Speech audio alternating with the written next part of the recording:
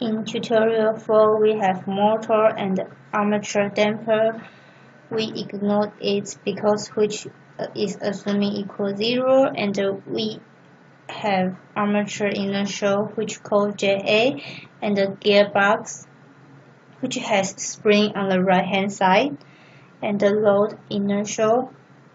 we call the JL, which followed by low spring and the low damper. The first thing we sum of the Tm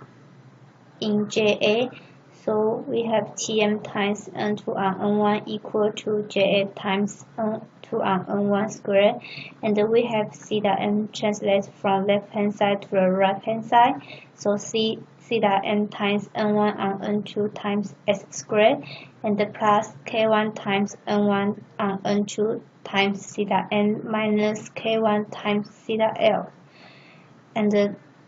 loss to force is from spring, and we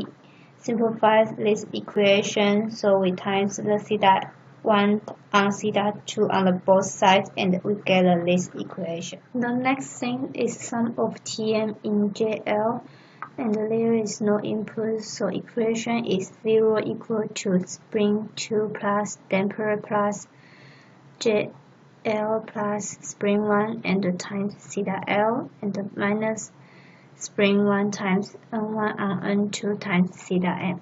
And we simplify this equation, get the theta L equal to this one, and we can substitute theta L to the Tn, and Tn equal to this equation, and we also simplify this equation, and we can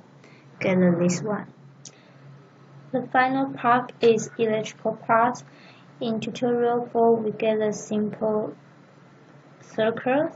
and we can use voltage rule and get the equation VA equal to R times IA plus VB, and we know IA equal to Tm on KT,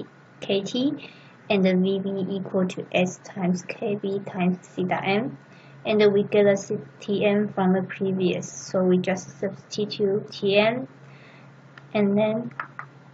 they both have theta m, so we just take it all together, and the question is require theta L divided by EA, and we also got the theta L from the previous, so we just need to change the coefficient to the value and calculate this equation, and we can get the result.